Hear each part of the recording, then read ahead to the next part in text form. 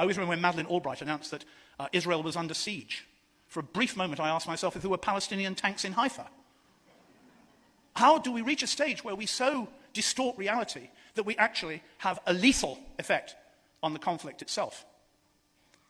The worst example of this, I'm sorry to say, is television. The way in which, unless an Iraqi is obliging enough in a war to die romantically beside the road in silhouette with all his arms still attached, you do not see the dead. For viewers of television, not in the Arab world, I might add, but in the West, we do not see the dead. And thus our leaders, all of whom at the moment have zero experience of real war, the journalists do, but not our leaders in the West, they are able to present to the public war as a bloodless sandpit.